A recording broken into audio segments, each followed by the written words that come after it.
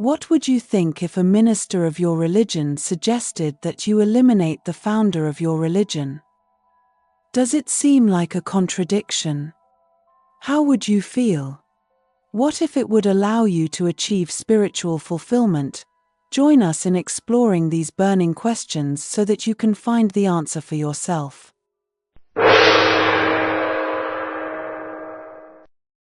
Buddhism apparently began in the 6th century BCE in India.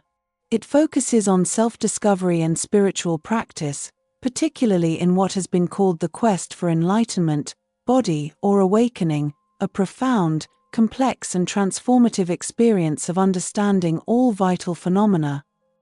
Buddhism did not begin as a religion, but as, shall we say, a philosophical system, although after the death of its founder, presumably Siddhartha Gautama, his followers formed monastic communities and systematized his teachings, which also became progressively institutionalized.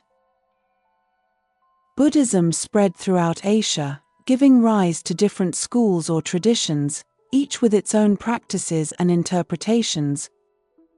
One of the branches generated by Buddhism was Chan, in China, which integrated Taoist and Confucian elements. Chan Buddhism flourished through the 7th to 10th centuries, during the Tang and Song dynasties. This branch later gave rise, around the 12th century, to Zen Buddhism in Japan. Both doctrines, Chan and Zen, emphasized contemplative practices, the questioning of identity and a deep understanding of things. They prioritize teaching without words, outside the scriptures, aiming straight at the mind, trying to keep it empty, open to experience, flowing, avoiding fixed concepts and the conceptual, in order to achieve full consciousness. Unlike other branches of Buddhism, Chan has a non-dual view of reality, and emphasizes a luminous essence, or Buddha nature, which exists in all beings and enables them to attain enlightenment. It follows that we are all Buddhas, eventually, to a greater or lesser degree. All beings have divinity, at least latent divinity. Every being is susceptible to elevation. Everyone can be his own Buddha. The aim of Chan practice, like Zen practice, is to achieve a direct, non-conceptual understanding of reality. This makes it easier for the practitioner to experience enlightenment, or to approach it immediately and directly, without intermediate stages. Among other things, in these two disciplines, the relationship with the teacher has historically been very important. Traditionally, basic instruction, before being able to teach others, required at least 10 years.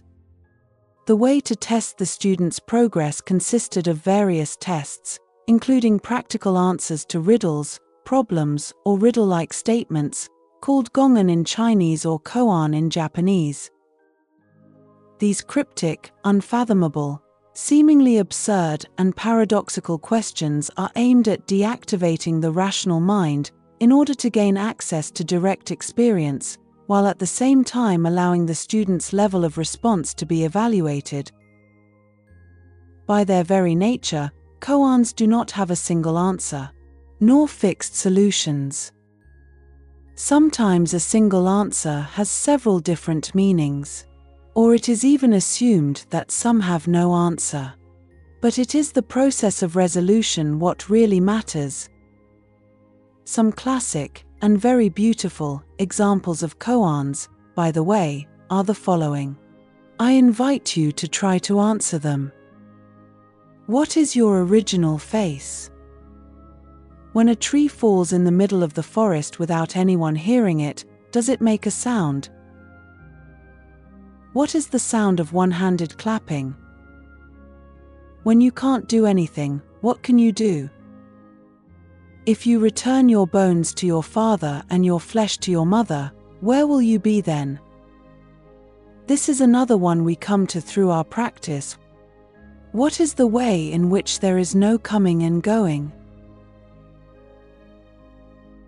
Generally, The effort involved in overcoming the perplexing resolution or paradox of a koan tends to open the intuition and disable logical analytical reasoning, and, subsequently, to find the true nature, providing an opportunity for awakening, as well as for measuring progress in spiritual practice.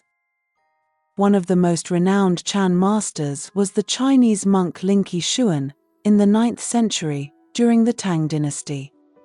He was known for his novel and radical methods, even including shouting or beating, to free his disciples from the conceptual mind, which he considered an obstacle to directly experiencing reality.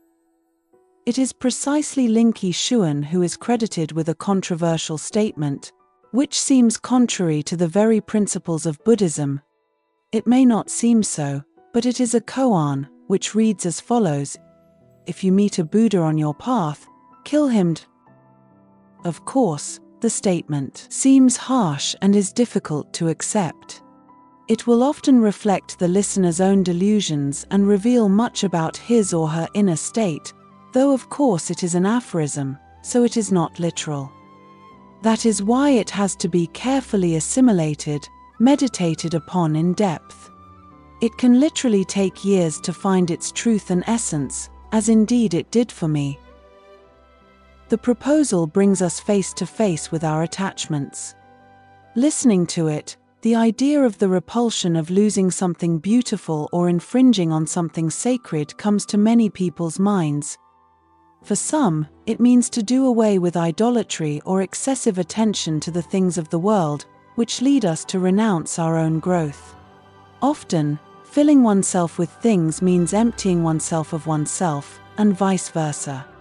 For others, the aphorism means that it is not necessary to call someone else your teacher. It is true that we all eventually need a guide or at certain stages of our development, but by the very nature of life this cannot be permanent. Another possible interpretation is rather that each person is unique, with unique experiences, a unique life path and a unique soul, in accordance with his or her divine nature. From the above it follows that if something is good for others, it is not necessarily good for oneself. Each one has to find his own being and existence, hence the need to eliminate, within oneself, the other Buddhas.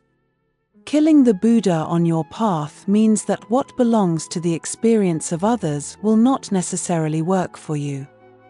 You have to focus on your own experience to find your authentic self.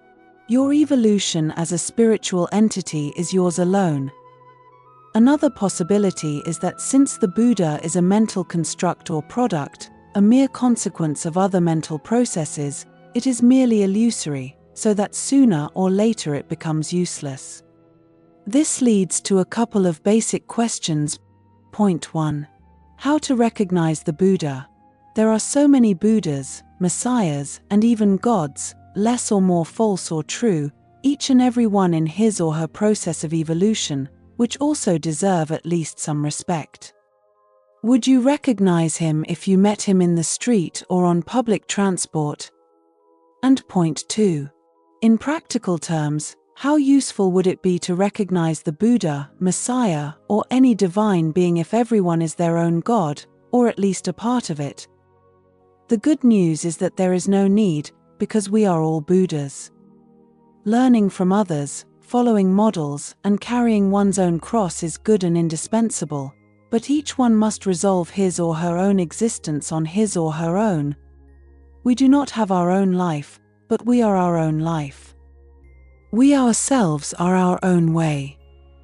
When we realize that we are our own Buddha, this paradoxically and automatically brings about the death of the other Buddhas.